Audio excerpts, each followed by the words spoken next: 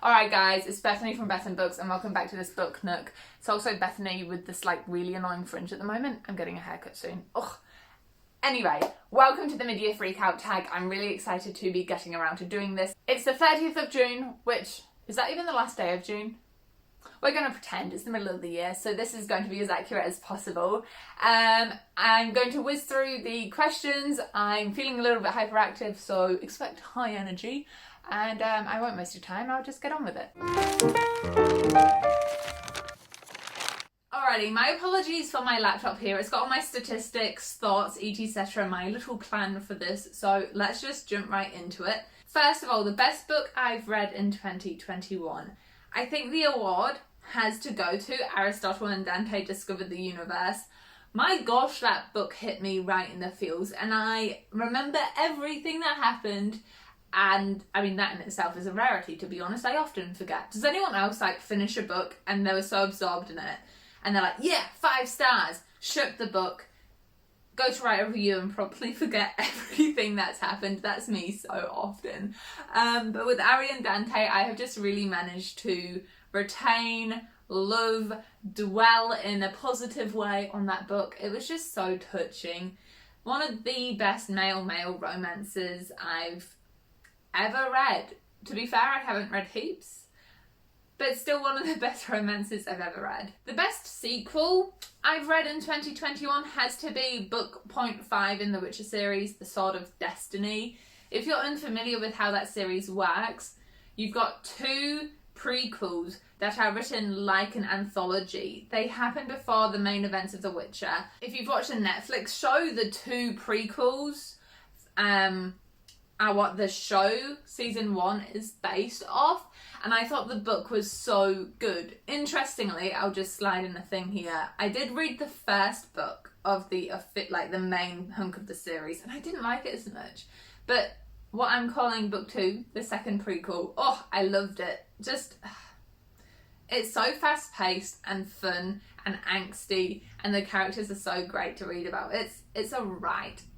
It's just, it's so good. A new release that I haven't read yet that I want to. First of all, apologies, I am going to just push you over to have a look at all the upcoming releases I'm excited for videos if you want more information. The book I'm most excited for out of the latest video, so covering the next 3 months, has to be the Grady Hendrix new book called The Final... hang on, where's my notes? The Final Girl Support Group. I thought I could be so good and just off the top of my head, but nope.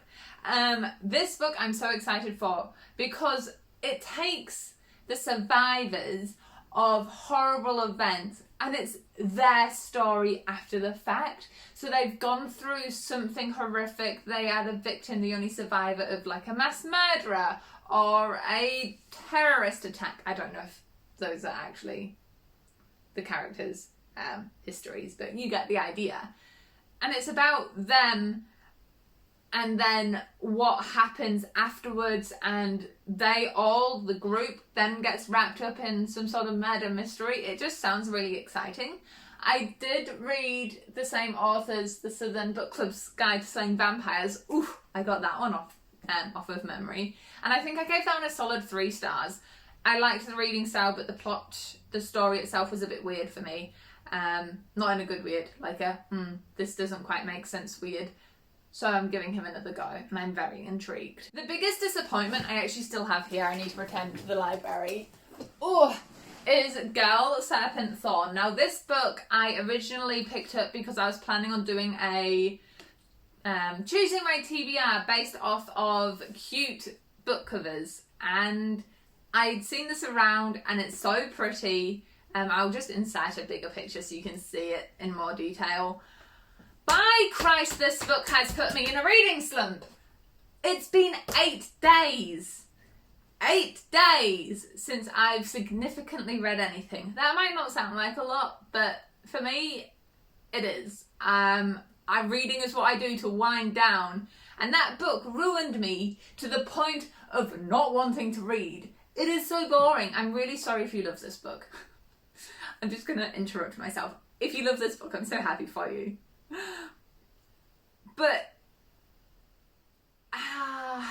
it was I feel like every sentence in that book I had read elsewhere. From the girl having poison under her skin and if she touches someone, someone dies.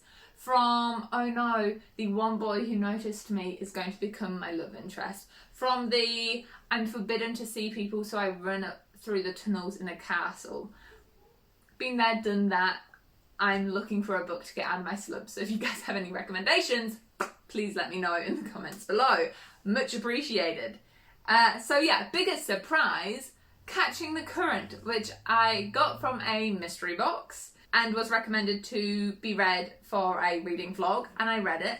4 stars, not quite 5, but still, I thought I was not going to be interested in that. History, whilst historical novels I can enjoy, I don't lean towards, let's just put it that way. I haven't had a good experience with history at school, and that's really made me terrified of going down the historical novel route with books. But this one was great. It was about my home region, the Manawatu. It was about immigration, emigration, bicultural relationships, what it was like when New Zealand was being colonised, and I found it fascinating. My favourite new author, and some of you are going to sigh and be like, why?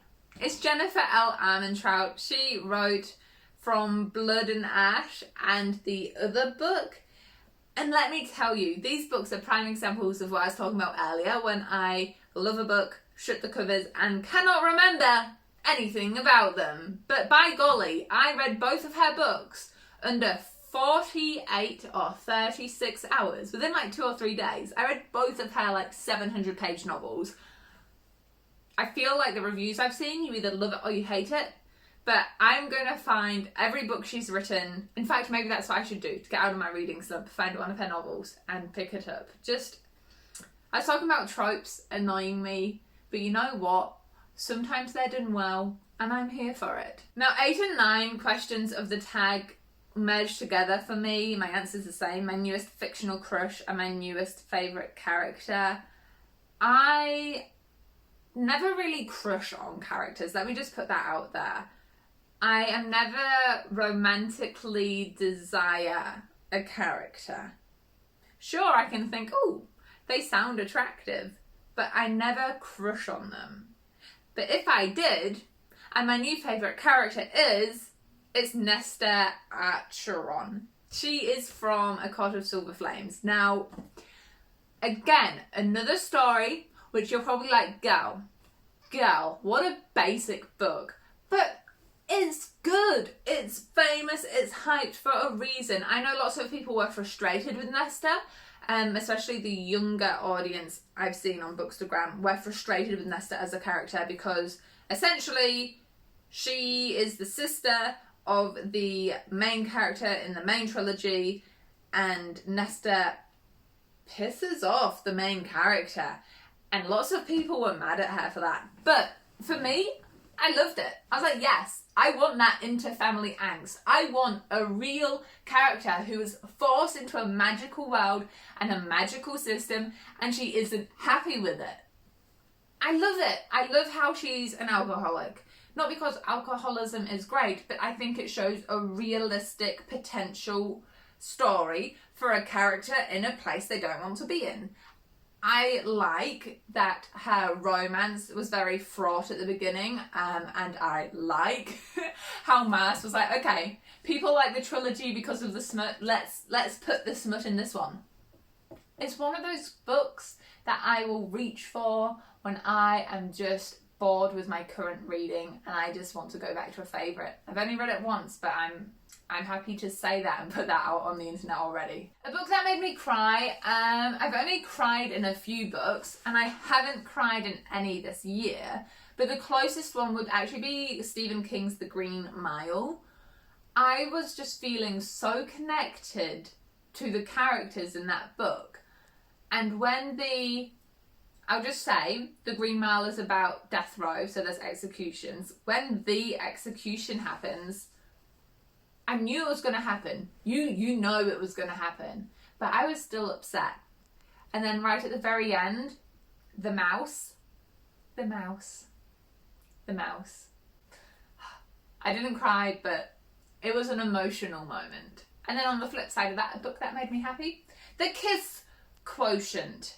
Did I get it right that time? If you've been watching my videos, every time that book comes up, I struggle over the title. This book made me happy from the very first couple of chapters. And I kind of bent the question a little bit here. It made me happy to read. The content of the book, I wasn't like, wee, yeah! It was more just a book that I really, really thoroughly enjoyed. And one of those novels where you're reading it, you're in it, you're in it. This is part of you. This is part of my identity. And then it's like, hey Bethany, what are we having for dinner? And it's just like, reality. So yeah, yeah, hopefully that explains my emotions around The Kiss Quotient. Oh, the most beautiful book I've bought. Let me reach for it here and get nice and close. It is Trisha Levenseller's The Shadows Between Us, which we read for the June Bethan Book Club pick. This book has the most gorgeous spine. It's like a Willy Wonka chocolate factory. It's just so gorgeous. And then something about the cover just screams to me. I'll just take it off. However, the book itself is mediocre. 3 stars. Mediocre book. Again, forgotten everything that happened. But the cover and the spine for this year is quite pretty. My close second... Oh, let me just fix this before I wreck it. Done. My close second has to be really any of my Stephen Kings that I have collected. Let me grab a few to show you. So a couple of my favourites from my King collection that I've collected this year and haven't read, mind you, It and Stephen King's Night Shift. And the reason I love these, I've mentioned it before, essentially whenever I hold these books, is I love the old schooliness. I think sometimes book video covers these days can become too abstract and they don't actually relate to what's happening in the book, or they don't give off the atmosphere, the vibe of what the story's about. But these old Kings that I keep picking up at secondhand sales, they just do it for me. And seeing them all on a stack, it just makes me so happy. Oof. Alrighty, and then the last question of the tag section asks, what books do you need to read by the end of the year? Like all of my Goodreads books on my want to read list, all of the books on the shelves behind me that I haven't read. I guess one of the things I'm really working on is getting through my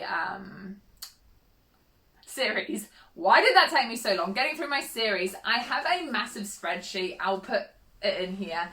Earlier in the year, I did a series I want to read, still need to finish video. And after that, I decided to create a massive spreadsheet. And that's what's happened. And I've realised I have so many series on the go and so many series I want to read.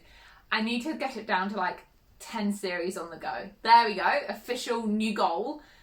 When I have only 10 series I'm part of the way through, then I can start reading new series. That's the deal I'm making with myself. So honestly, any series I can finish this year, that's where I want to be. Alrighty, those are all the questions. Hopefully you've enjoyed this video. I am planning on also doing a just general media check-in, looking at the genres I've been reading, the statistics, films and TV shows I've been watching, reviewing my 2021 goals and seeing if I'm making any progress on them. So I'll ask you to cheeky like and subscribe if you want to see that video so it pops up in your home screen, newsfeed, subscription box. That's the right social media platform, Bethany Weldon. Alrighty, I hope you enjoyed. Let me know the answers to any of the questions I just answered in the comments if you want to kind of do a little join in down below. I'd be really intrigued to know what your favourite book and most disappointing book has been, especially a most disappointing book. Spill all the tea. Alright guys, I won't hold you any longer. Enjoy all the places you go in your own reading adventures and I'll see you in the next video. Bye bye.